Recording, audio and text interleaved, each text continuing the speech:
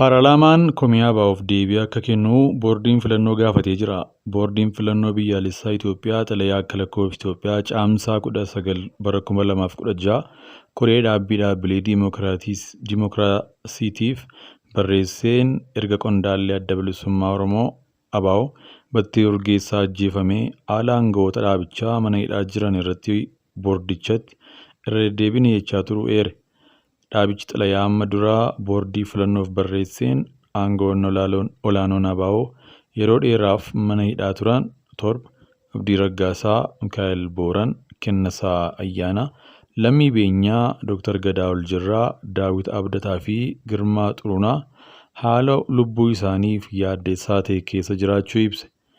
Aangawoonni kunneen ammaan dura mana murtiitti bilisaan akka lakkifaman ta'ullee hanga ammaatti hidhaarraa kan hin gadhiifamnee fi qaamolee nageenya biyyattiin haala seer-malees ta'een hidhaarra waan tursiisaniif furmaanni akka kennamuuf gaafate.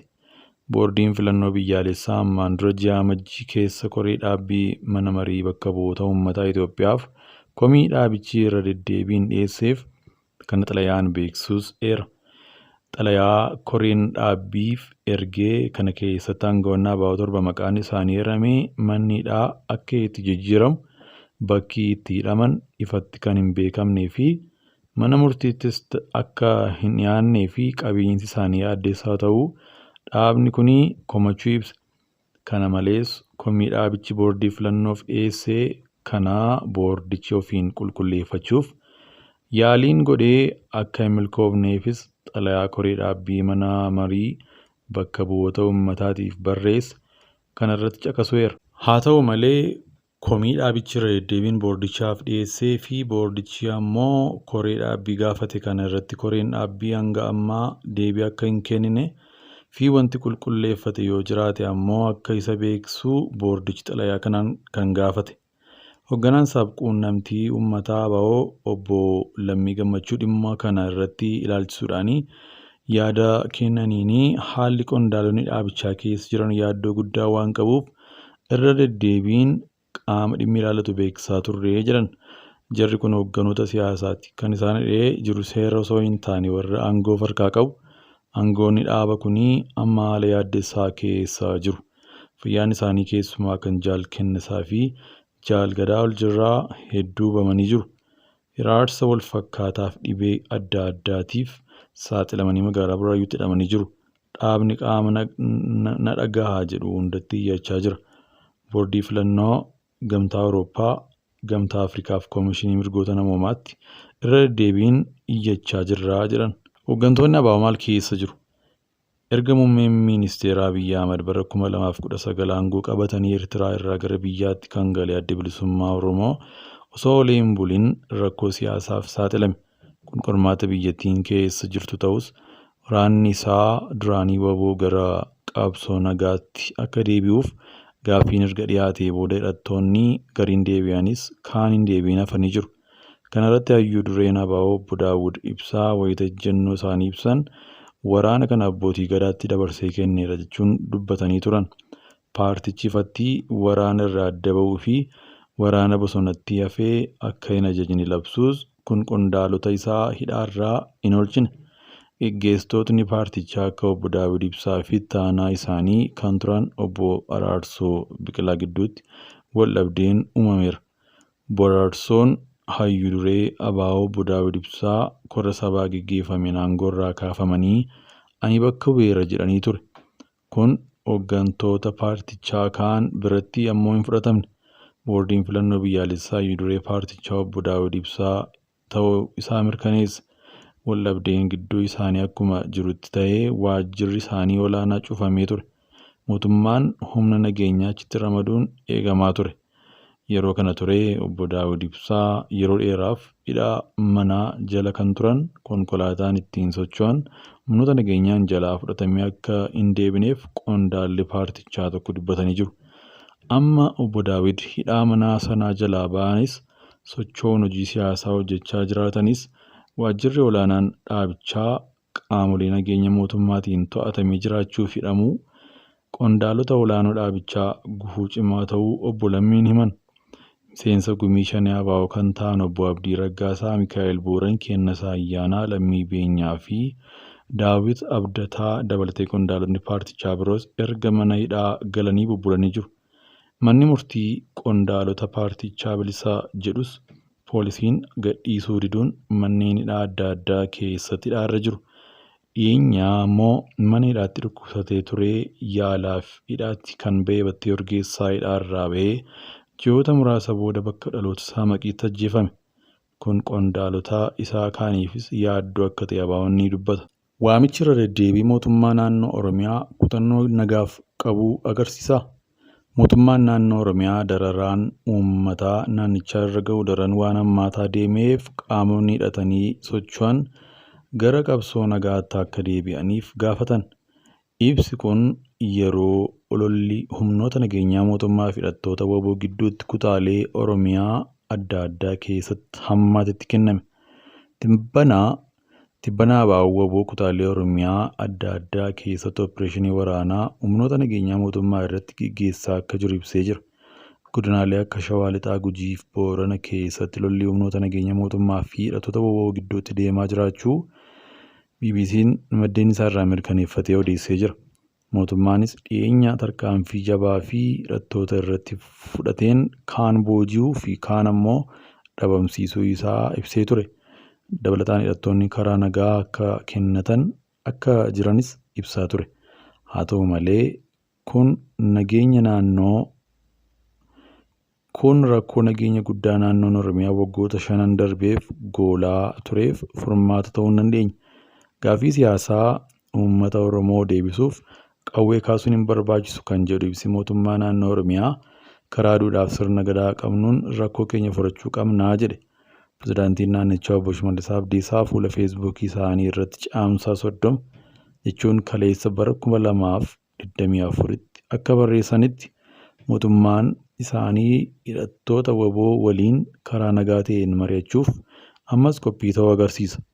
Nagaa ammas nagaa kan jennu fakkeessuuf yookaan akkeessuuf miti. Akka uummataatti osoo sirna gadaa akka gadaa fi nurra darbee dhibee siyaasaa hawaasaa biroofillee qoricha ta'uu danda'u qabnu dhabaa fakkaachaa jirraa jedhan.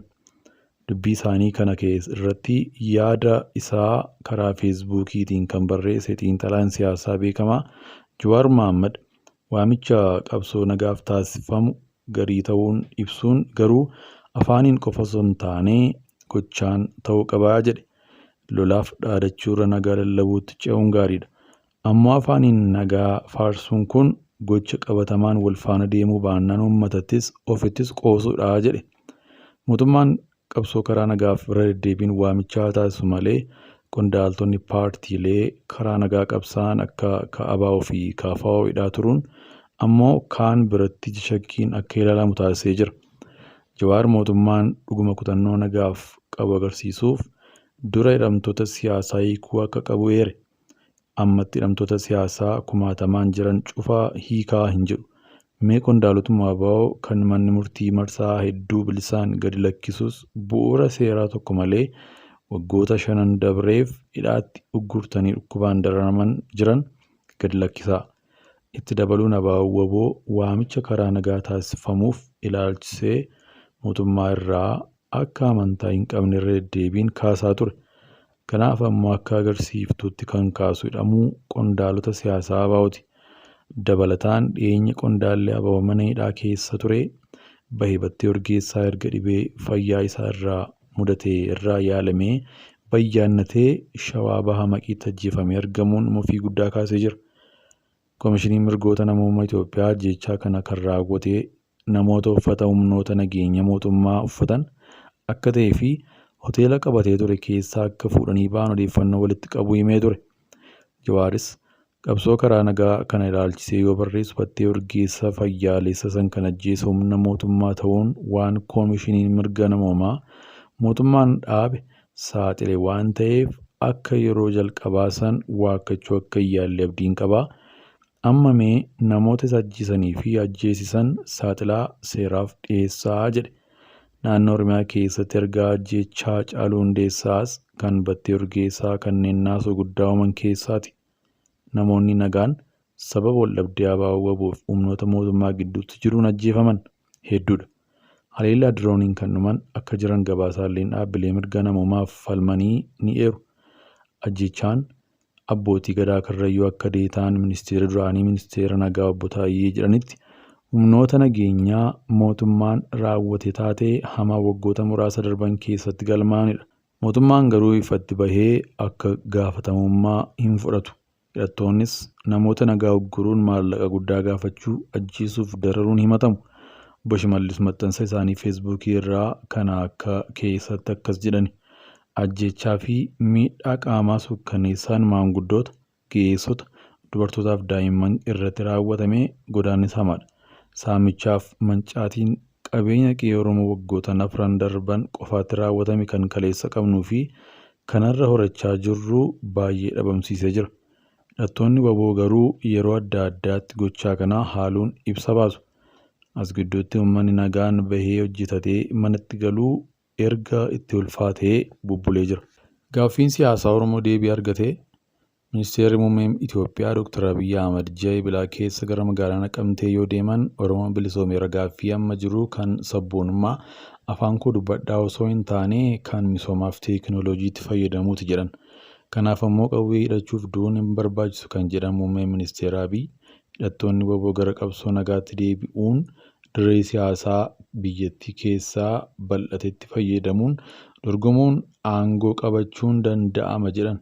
Itti dabaluun Obbo Shimallis Abdiisaa gaaffii siyaasaa Oromoo qabsoon qawwee deebi'uu akka hin jiraanne eeruun qabsoo karaa nagaaf dirreen siyaasaa banaa ta'uu himan.